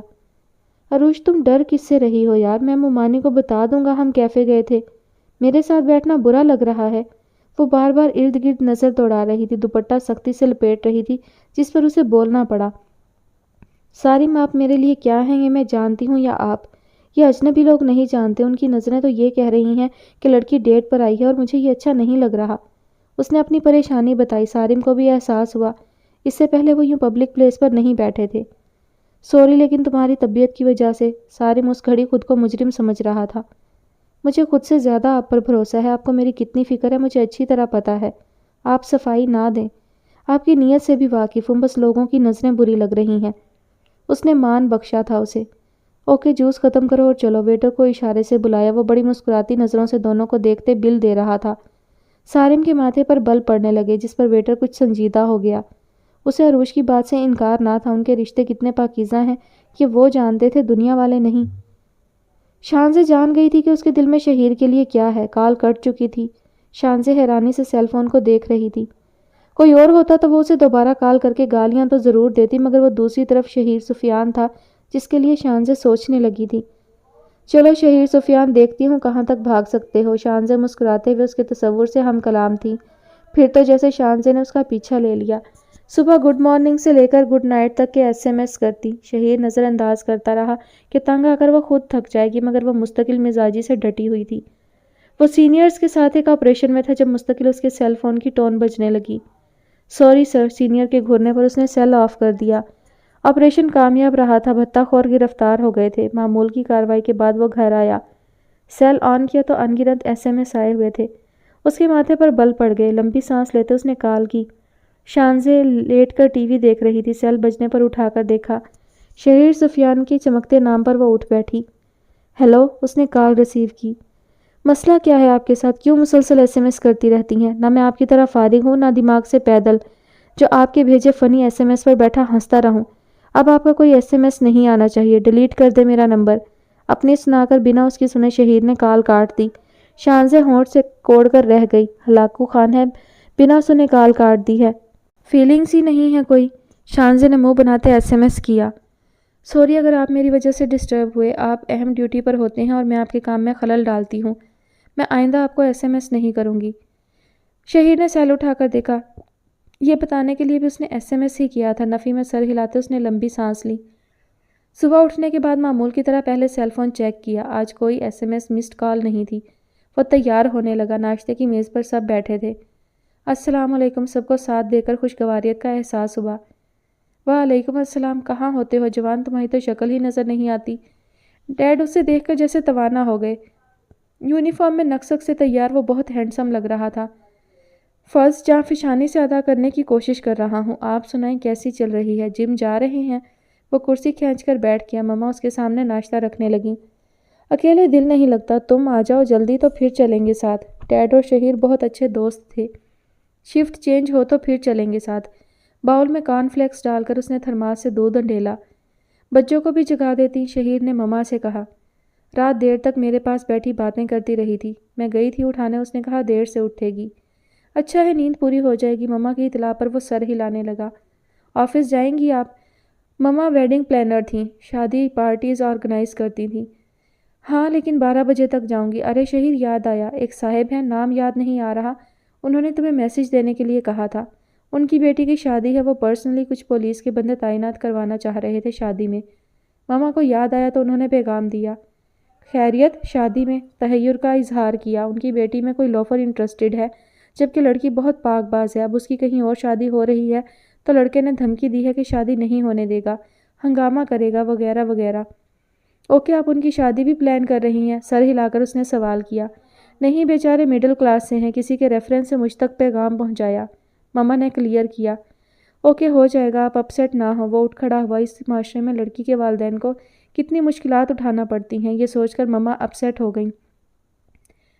گھر آ کر بھی وہ اپسیٹ تھی۔ اسے اپنی مالی حیثیت اور اوقات کا اندازہ تھا۔ آدرش علی خان جیسے لوگوں سے دوستی یا دشمنی کے متعلق وہ سوچنا بھی نہیں چاہتی تھی۔ ٹیوشن کے لیے آئے بچوں کو غائب دماغی سے پڑھا رہی تھی۔ شکیلہ اس کے پرسوچ چہرے کی طرف بار بار دیکھ رہی تھی۔ استفسار پر اس نے وہی بہانہ دہرایا جو سارم سے کیا تھا۔ آج ہنا آپا آئی تھی۔ اچھا، چلی کیوں گئی؟ مجھ سے ملی بھی نہیں، اس نے گلہ کیا۔ آپا کو جلدی تھی، کسی کی عیادت کو جانا تھا۔ تم ہی ہو آنا، وہ بھی کہہ رہی تھی بہت دن ہو گئے تمہیں دیکھے۔ شکیلہ بیگم بتا رہی تھی۔ ہنا کی محبت یاد کر کے وہ مسکرا دیں۔ کل چلیں گے امی پھپھو کی طرف، اس نے پلان بتایا۔ یونیورسٹی کی وجہ سے وہ بیزی ہو گئی تھی، کہیں آنے جانے کا ٹائم نہیں ملتا تھا۔ یونیورسٹی نہیں جاؤ گی کل؟ استفسار پر اس نے نفی میں سر ہلایا۔ موڈ نہیں ہے، خود کو لاپرواہ ظاہر کر کے شکیلہ کو بہلایا اور بچوں کی طرف متوجہ ہو گئی۔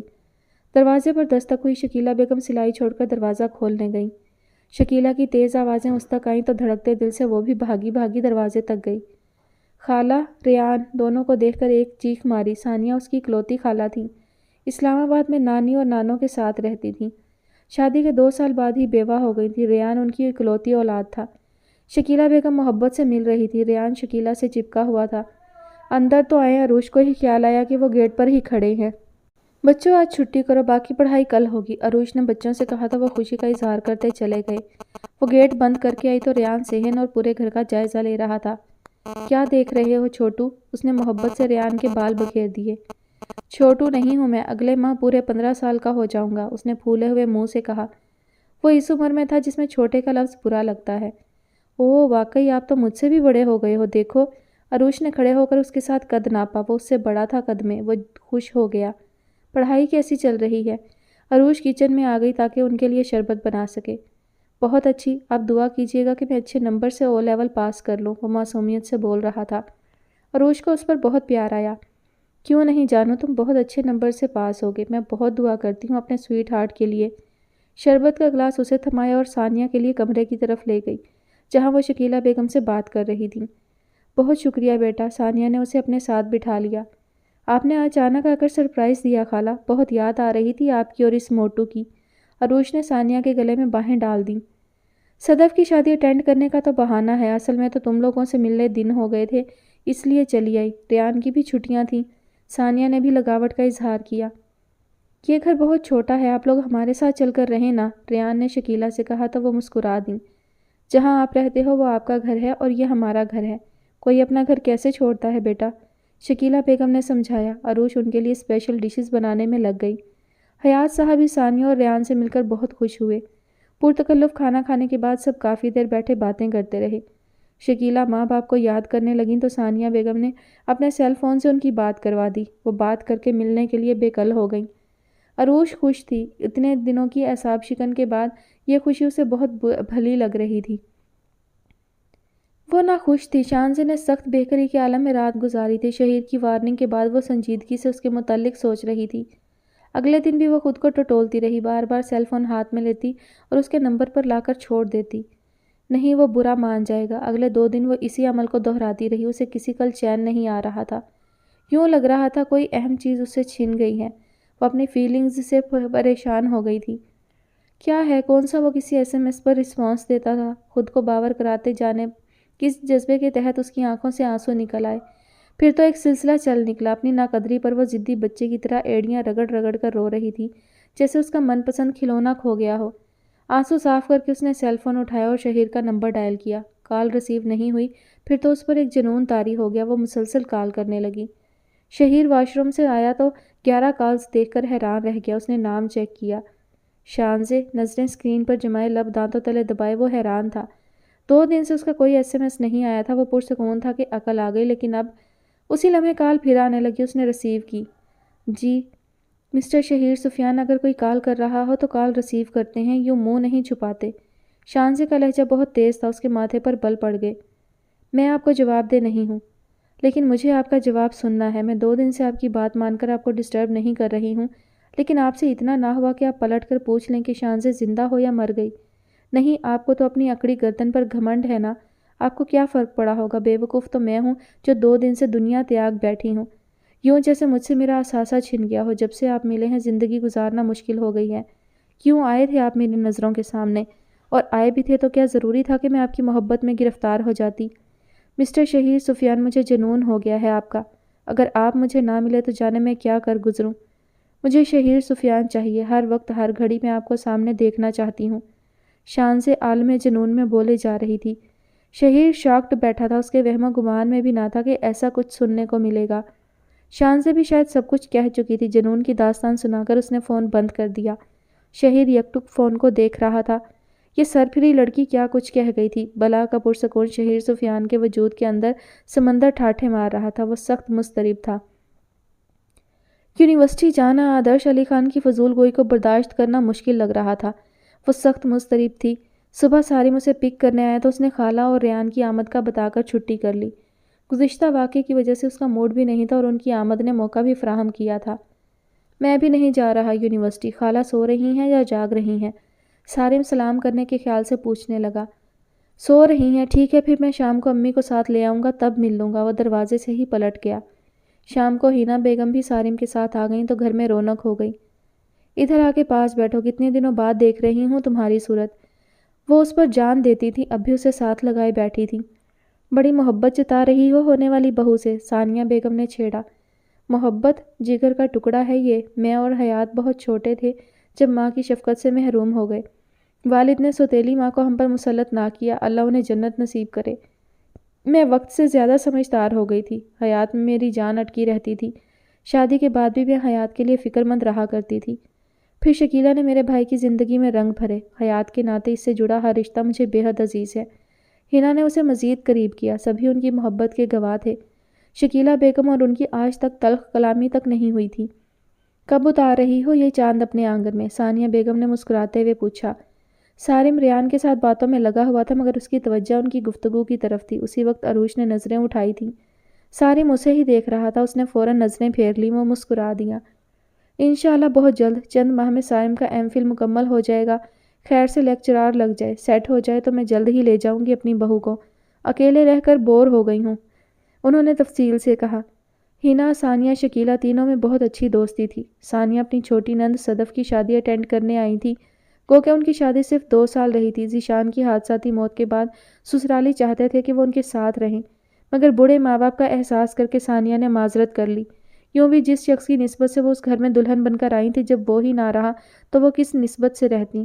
والدین شکیلہ بیگم نے سب چاہا تھا کہ وہ دوسری شادی کر لیں، مگر انہوں نے صاف انکار کر دیا۔ اتنے سالوں بعد بھی سسرالیوں سے رابطے میں تھی، ملنا جلنا رہتا تھا۔ ابھی بھی وہ بطور خاص نند کی شادی اٹینڈ کرنے آئی تھی۔ ثانیہ ہر عمل یہ سوچ کر کرتی تھی کہ سسرالیوں کو ذیشان کی کمی محسوس نہ ہو۔ ثانیہ بیگم کے اصرار پر عروج بھی بارات اٹینڈ کرنے گئی تھی۔ ثانیہ کی ساس انہیں گلے لگائے ذیشان کو یاد کر کے رو رہی تھیں۔ وہ ثانیہ کی آمد پر بہت خوش تھیں، تقریب اچھی رہی تھی۔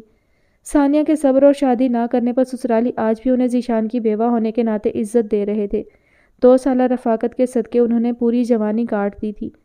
عروج بے خود سی انہیں دیکھ رہی تھی۔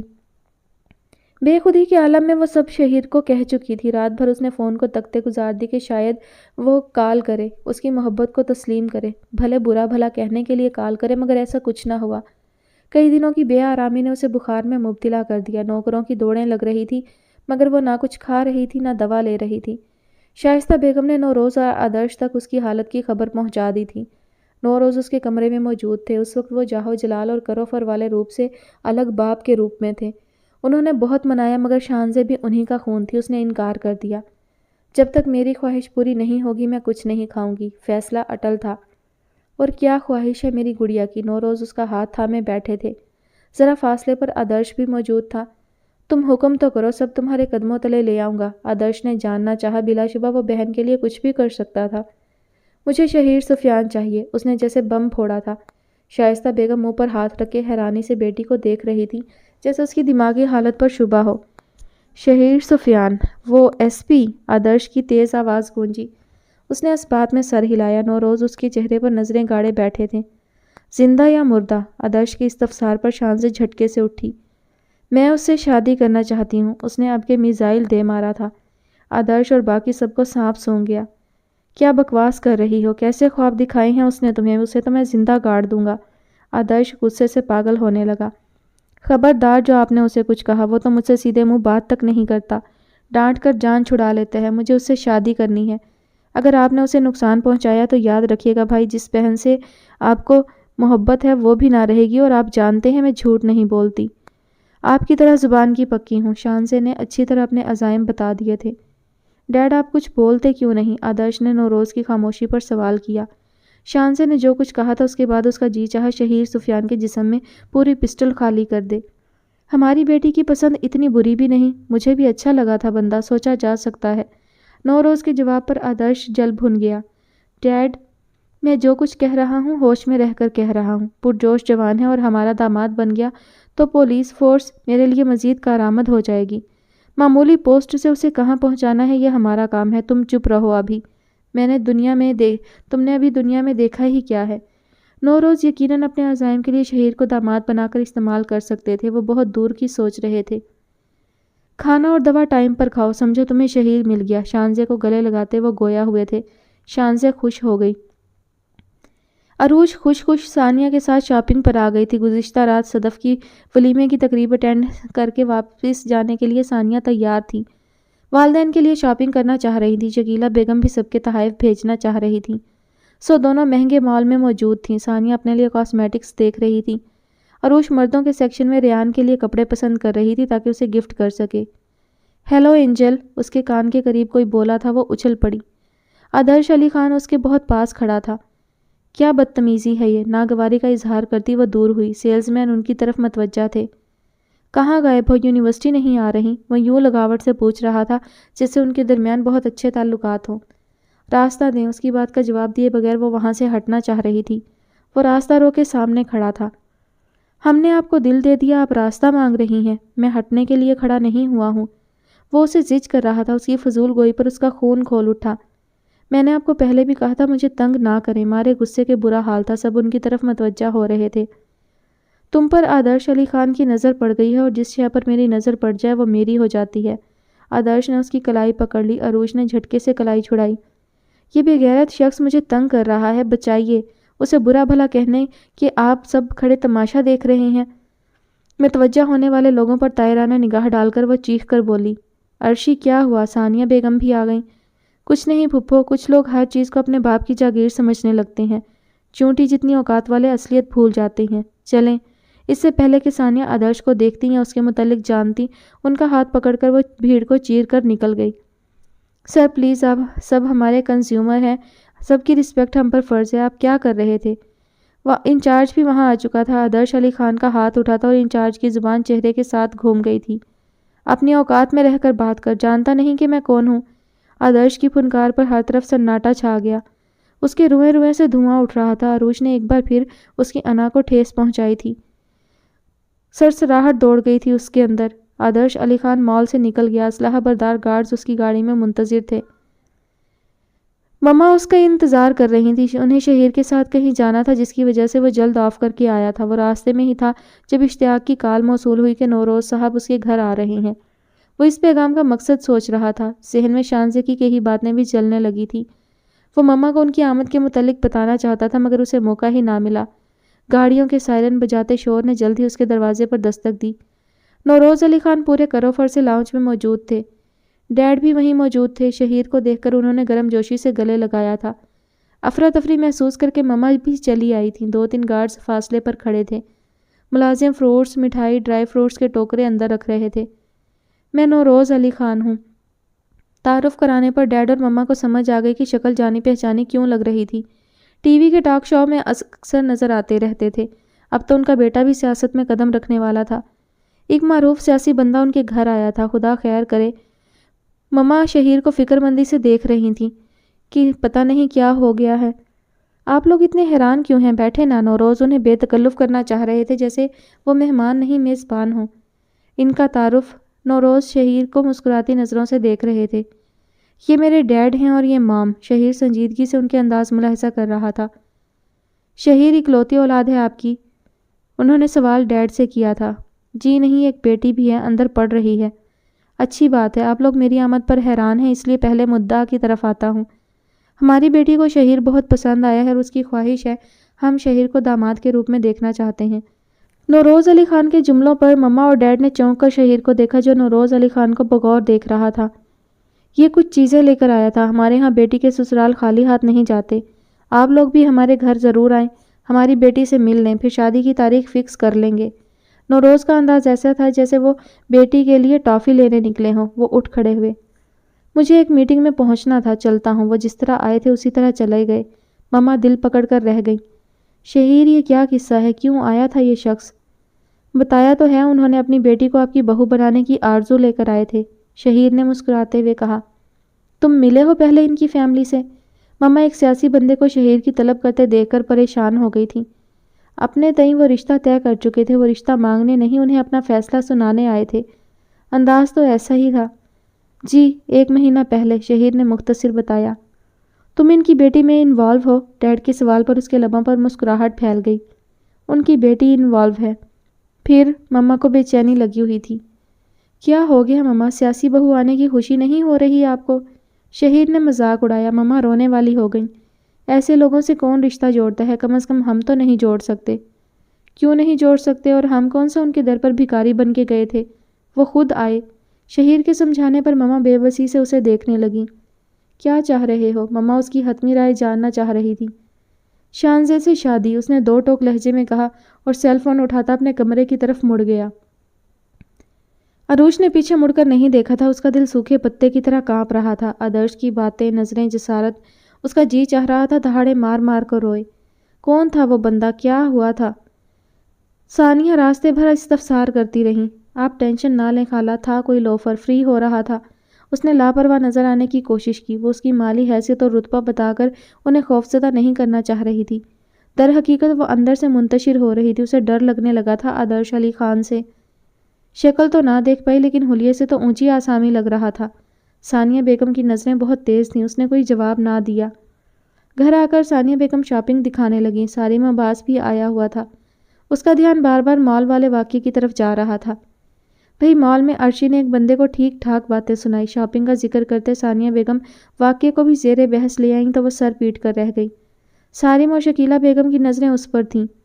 کون تھا؟ بدتمیزی تو نہیں کی؟ سارم غصے سے استفسار کر رہا تھا۔ روٹین کی بات ہے، اس سوسائٹی کے مرد جب تک عورتوں پر کمنٹ نہ کریں ان کی انا کو سکون تھوڑا ملتا ہے۔ لہجے پر قابو پا کر اس نے گول مول جواب دیا۔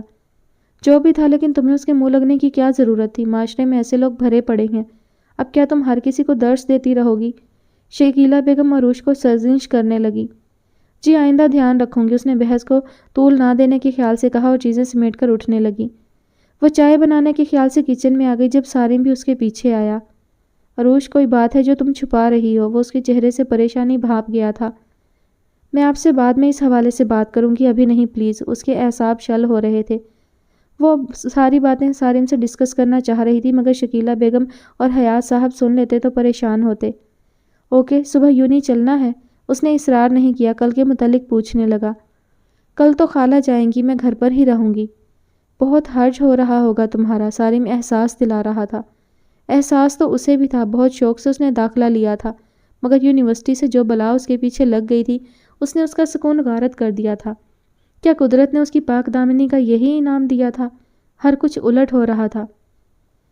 شانزے کی مرضی سے سب کچھ ہوگا، نوروز نے اسے یقین دلایا تھا، جس پر وہ کھانے پینے لگی تھی۔ نوروز علی خان نے شہیر سے کوئی بات کی تھی یا نہیں، اس کا اسے کوئی علم نہ تھا۔ اس نے اشتیاق کو پیغام دیا تھا کہ وہ جیسے گھر آئیں شانزے ان سے ملنا چاہتی ہے۔ اشتیاق نے پیغام رسانی کی یقین دہانی کرائی تھی۔ شانزے بیزار سی LED کا ریموٹ پکڑے چینل تبدیل کر رہی تھی۔ سیل فون بجنے پر اس نے گردن موڑ کر اسکرین پر نظر ڈالی، اس کی آنکھیں پوری کھل گئیں۔ شہیر کی کال تھی، اس پر شادی مرگ کی کیفیت طاری ہو گئی۔ اس نے جھٹ کال ریسیو کی۔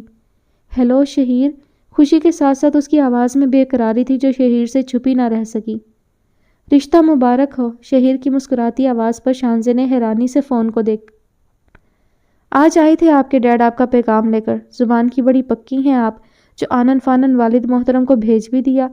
شہیر کے انداز پر شانزے حیرت کے سمندر سے نکلی۔ آپ راضی ہیں نا؟ شانزے نے ڈرتے ڈرتے پوچھا۔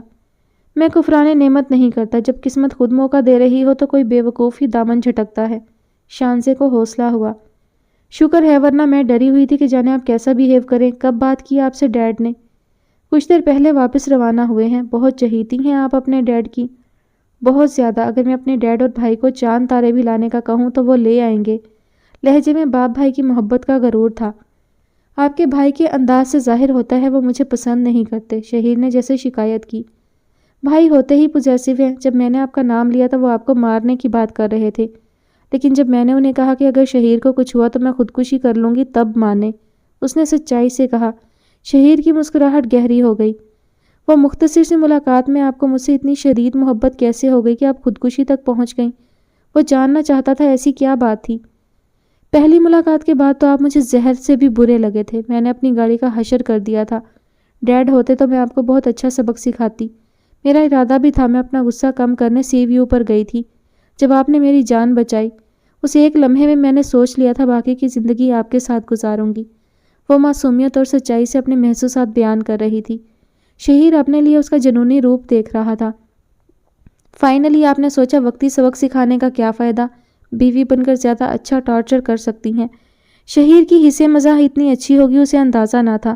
شانزے کی ہنسی بے ساختہ تھی۔ یہی سمجھ لیں شانزے، میں آپ کو ایک بات واضح کہنا چاہتا ہوں کہ بھلے آپ نے اپنے والد کو بھیجا ہو اور ہماری طرف سے ہاں بھی ہے، اس کا یہ مطلب ہرگز نہ لیجیے گا کہ میں آپ کے والد یا بھائی سے خوفزدہ ہو کر شادی کر رہا ہوں۔ آپ کی پسندیدگی میں بھانپ چکا تھا، مجھے بھی آپ اچھی لگی تھی۔ رہی محبت تو محبت خود بتاتی ہے کہاں کس کا ٹھکانہ ہے، کسے آنکھوں میں رکھنا ہے، کسے دل میں بسانا ہے، رہا کرنا ہے کس کو اور کسے زنجیر کرنا ہے، مٹانا ہے کسے دل سے، کسے تحریر کرنا ہے، گھروندہ کب گرانا ہے، کہاں تعمیر کرنا ہے، اسے معلوم ہوتا ہے سفر دشوار کتنا ہے، کسی کی چشم حیرہ میں چھپا اقرار کتنا ہے، شجر جو گرنے والا ہے وہ سایہ دار کتنا ہے، محبت خود بتاتی ہے کسی کو پیار کرنا ہے۔ شہیر کی گمبھیر آواز میں شانزے کھو گئی تھی۔ شہیر، میں آپ سے ملنا چاہتی ہوں، اس نے دلی خواہش بیان کی۔ جب موڈ ہو گھر چلی آؤ، اسی بہانے مما اور ڈیڈ سے بھی ملاقات ہو جائے گی اور تم ہمارا گھر بھی دیکھ لو گی، جو تمہارے والد کے گھر کی طرح لگژری تو نہیں لیکن بہت ویل لگے گا۔ شہیر کے دھیمے لہجے پر اسے پیار آ گیا۔ ضرور شہیر، آپ ساری زندگی مجھ سے اسی لہجے میں بات کیجیے گا۔ میرے لیے لگژری نہیں آپ کی اہمیت ہے۔ آپ مجھے کانٹوں پر بھی رکھیں گے تو خوشی خوشی رہ لوں گی۔ محبت کی ہے آپ سے کوئی دل لگی نہیں۔ میں آپ کے رنگ میں رنگ جاؤں گی، آپ کی مہینے بھر کی تنخواہ میں بجٹ بنا کر گزارا کروں گی۔ شہیر کا کہکہا گونجا تھا۔ بہت فلمی ہو، ہنسی روک کر کہا۔ شانزے بھی مسکرائی۔ آپ کو لگ رہا ہوگا لیکن میں زبان کی پکی ہوں۔ وہ بضد تھی۔ دلی کون سا دور ہے میڈم، یہ بھی دیکھ لیں گے، شہیر نے چڑھایا۔ شہیر کے مام ڈیڈ سے ملنا تھا۔ شانزے کو بہت اچھا دکھنا تھا۔ اس سلسلے میں وہ شاپنگ پلان کرنے لگی۔ نوروز علی خان پلان کر کے زندگی گزارنے کے قائل تھے۔ عالی شان ڈائننگ ہال میں ڈائننگ میز پر بیٹھے ڈنر کر رہے تھے۔ 50 انچ کی امپورٹڈ LED پر نیوز چل رہی تھی۔ شائستہ بیگم اور شانزے بھی موجود تھیں جب اچانک بریکنگ نیوز چلنے لگی۔ رکن قومی اسمبلی نوروز علی خان کے صاحبزادے نے مال میں لڑکی سے بدتمیزی کی۔ مال انچارج کے سمجھانے پر آدرش علی خان نے انچارج کو تھپڑ مارا۔ ساتھ ہی CCTV کی فوٹیج بھی چل رہی تھی۔ ڈنر کے لیے اندر آتے آدرش علی خان کے قدم رک گئے۔ اس کا خون کھول اٹھا۔ نوروز علی خان نے سرد نظروں سے آدرش کو دیکھا۔ کیا معاملہ ہے یہ؟ وہ دہاڑے۔ شائستہ بیگم اور شانزے تماشائی کی طرح بیٹھی تھیں۔ پرسنل میٹر ہے، وہ لاپرواہی سے بولا۔ کسی موچی کی نہیں، نوروز علی خان کی اولاد ہو، تمہاری حرکتوں سے میرے امیج پر فرق پڑتا ہے۔ انہوں نے سخت چتونوں سے گھورا۔ جانے کیا سوچے بیٹھے ہو، لندن میں ایڈمیشن ہو گیا ہے تمہارا، اگلے ماہ تم جا رہے ہو، کر لیا ہوگا تجربہ کراچی کی یونیورسٹی میں پڑھنے کا۔ میں نے منع کیا تھا کہ تم اس تجربے سے باز رہو، اکیلے نکل جاتے ہو، گارڈز تک ساتھ نہیں لے جاتے۔ نوروز آج کلاس لینے کے موڈ میں تھے، جسٹ فار انجوائمنٹ کے لیے ان کے لاکھ منع کرنے پر بھی اس نے کراچی یونیورسٹی میں ایڈمیشن لیا تھا۔ مجھے گارڈز کی ضرورت نہیں ہے، میں اپنی حفاظت کر سکتا ہوں۔ وہ ہر دھرم خودسر اور سر پھرا تھا۔ یہ لڑکی کون ہے؟ انہوں نے فوٹیج دیکھتے کہا۔ یونی فیلو ہے، بہت زہر ہے سیاسی لوگوں کے لیے اس کے اندر۔ جتاتی نظروں سے انہیں دیکھنے لگا۔ کیا چاہتے ہو؟ انہوں نے خفگی سے پوچھا، اشارہ لڑکی کی طرف تھا۔ ڈسنا، تاکہ اس کے وجود میں زہر پھیل جائے، مکروہ ہنسی کے ساتھ بولا۔ تم اب کچھ نہیں کرو گے، تمہارے اس واقعے پر مجھے جواب دہ ہونا پڑے گا۔ ایکسکیوز می سر، نوروز بول رہے تھے جب اشتیاق نے مداخلت کی۔ متوجہ ہونے پر فون انہیں پکڑایا۔ نعیم صاحب لائن پر ہیں، اشتیاق نے آگاہ کیا۔ آ گئی کال تمہارے کارناموں کی تفتیش کے لیے، وہ غصہ دبا رہے تھے۔ انجوائے ڈیڈ، وہ مسکراتے ہوئے کمرے سے باہر نکل گیا۔ ایسا کچھ نہیں ہوا، میڈیا بڑھا چڑھا کر دکھا رہا ہے، وہ اپنے سینئر ممبر کو سمجھا رہے تھے۔